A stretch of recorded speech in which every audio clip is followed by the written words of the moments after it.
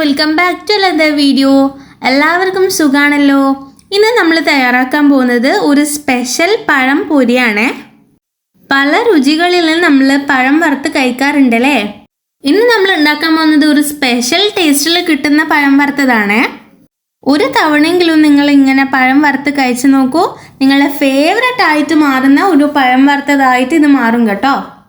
നമ്മൾ ഈ പഴം പൊരിച്ചത് തയ്യാറാക്കാനായിട്ട് ആദ്യം തന്നെ നമ്മൾക്ക് വേണ്ടത് നേന്ത്രപ്പഴമാണ്. ഞാനിപ്പോൾ നന്നായിട്ട് പഴുത്ത 3 നേന്ത്രപ്പഴം എടുത്തിട്ടുണ്ട്. അത് ഇതുപോലെ ചെറിയ ചെറിയ പീസസ് ആയിട്ട് കട്ട് ചെയ്ത് കൊടുത്തിട്ടുണ്ട്. ഓരോ പഴവും നമ്മൾ 8 പീസസ് ആയിട്ടാണ് അരിഞ്ഞെടുത്തിട്ടുള്ളത്. അപ്പോൾ നമ്മൾ ഇഷ്ടത്തിനനുസരിച്ച് പഴമൊക്കെ അരിഞ്ഞെടുക്കാവുന്നതാണ്. ഇനി വേണ്ടത് ചെറിയൊരു ബാറ്റർ തയ്യാറാക്കലാണ്. അതിനായിട്ട് ഞാനിവിടെ ഒരു വലിയ ബൗൾ എടുത്ത് വെച്ചിട്ടുണ്ട്. ഈ ബൗളിലോട്ടേക്ക് 1 കപ്പ് അളവിൽ മൈദമാവ് ചേർത്ത് കൊടുക്കുന്നുണ്ട്. കൂടെ തന്നെ 1 ടേബിൾ സ്പൂൺ അളവിൽ കോൺഫ്ലവറും കൂടി ചേർത്ത് കൊടുക്കുന്നുണ്ട്. നമ്മൾ ഈ കോൺഫ്ലവർ ചേർക്കുന്ന സമയത്ത് നമ്മൾ ഈ ഒരു പഴം വറുത്തതിന് നല്ല ക്രിസ്പിനെസ് കിട്ടും കേട്ടോ.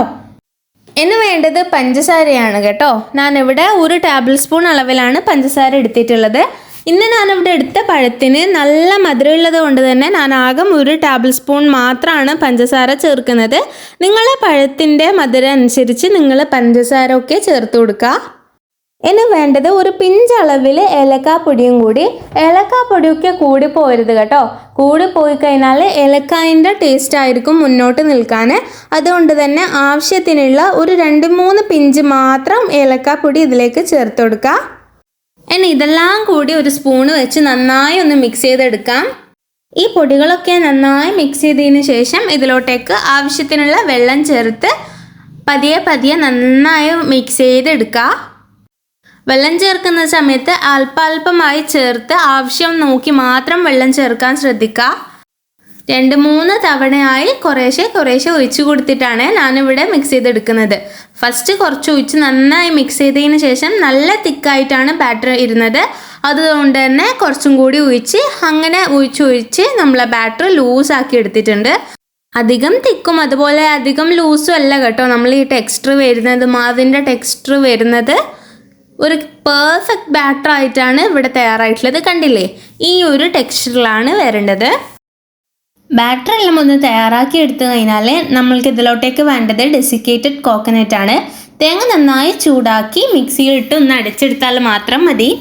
അതല്ലാണ്ട് റെഡിമെയ്ഡ് ആയിട്ടും ഈ ഡെസിക്കേറ്റഡ് കോക്കനട്ട് നമുക്ക് വാങ്ങാൻ പറ്റും. അതല്ല, ഡെസിക്കേറ്റഡ് കോക്കനട്ട് നമ്മളെ കയ്യിലില്ലെങ്കിൽ നമ്മൾക്കിതിന് പകരമായിട്ട് ബ്രെഡ് ക്രംസും യൂസ് ചെയ്യാൻ പറ്റും. എന്നാൽ നമ്മൾക്കിതുപോലെ ഓരോ പീസസ് ആയിട്ട് പഴമെടുത്ത് ഈ ബാറ്ററിലോട്ടേക്ക് നന്നായി ഒന്ന് ഡിപ്പ് ചെയ്ത് കൊടുക്കണം. ബാറ്റർ പഴത്തിൻ്റെ എല്ലാ ഭാഗത്തും എത്തുന്ന വിധത്തിൽ ഒന്ന് ഡിപ്പ് ചെയ്തെടുത്തതിന് ശേഷം ഈ പഴം നമുക്ക് ഈ ബാറ്ററിൽ നിന്ന് മാറ്റാം. ബാറ്റർ മുക്കിയതിന് ശേഷം അത്യാവശ്യം ഒന്ന് ബാറ്റർ ഇതിൽ നിന്ന് തട്ടി കൊടുക്കണം കേട്ടോ.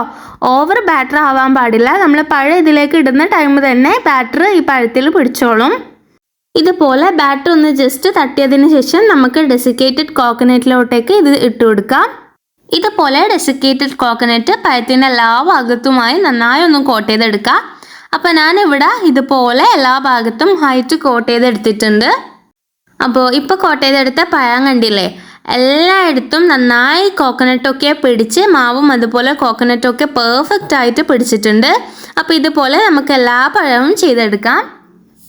ഞാനിത് ഫ്രൈ ചെയ്തെടുക്കാനായിട്ട് ഒരു കടായി വെച്ച് കൊടുത്ത് അതിലോട്ടേക്ക് ആവശ്യത്തിനായിട്ടുള്ള എണ്ണ ചേർത്ത് കൊടുക്കുന്നുണ്ട്. എണ്ണ നന്നായി ചൂടായി കഴിഞ്ഞാൽ നമ്മൾ ഫ്ലെയിം മീഡിയത്തിനും ലോക്കും ഇടയിലായി വെച്ച് ഓരോ പഴവും ഇതിലോട്ടേക്ക് ചേർത്ത് കൊടുക്കുക. ഈ പഴമൊക്കെ ചേർത്ത് കൊടുത്ത ഉടനെ ഇത് ഇളക്കരുത് കേട്ടോ. ഒരു 30 സെക്കൻഡ് വെയിറ്റ് ചെയ്തിട്ട് ഇതൊന്ന് മറിച്ചിട്ട് കൊടുക്കാവുന്നതാണ്. ഞാനിവിടെ 30 സെക്കൻഡ് വെച്ച് കഴിഞ്ഞ് ഇതൊന്ന് മറിച്ചിടുന്നുണ്ട്. നമ്മളെല്ലാവരും അധികം നേന്ത്രപ്പഴത്തിനെ കൊണ്ട് പഴംപൊരി തന്നെയാണല്ലേ തയ്യാറാക്കൽ. അപ്പോൾ നേന്ത്രപ്പഴമൊക്കെ ഉണ്ടെങ്കിൽ ഗസ്റ്റൊക്കെ വരുന്ന സമയത്ത് ഇങ്ങനെയൊക്കെ ഒന്ന് തയ്യാറാക്കി വെക്കൂ. ഉറപ്പായും അവരെ നെട്ടിക്കുന്ന ഒരു പലഹാരം തന്നെയാണ് കേട്ടോ ഇത്.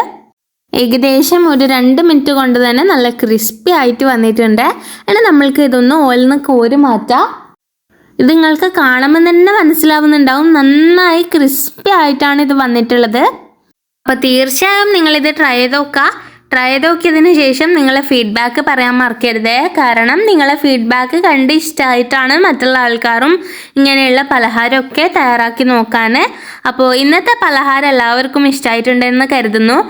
അതുപോലെ എൻ്റെ ഇന്നത്തെ വീഡിയോ ഇഷ്ടമായിട്ടുണ്ടെങ്കിൽ ഒരു ലൈക്ക് തരാനും അതുപോലെ തന്നെ എൻ്റെ ചാനൽ ഇഷ്ടമായവരുണ്ടെങ്കിൽ സബ്സ്ക്രൈബ് ചെയ്യാനും മറക്കരുത്. അപ്പോൾ ഞാൻ വേറൊരു വീഡിയോ ആയിട്ട് വരാം. അതുവരേക്കും ബൈ. Thanks for watching.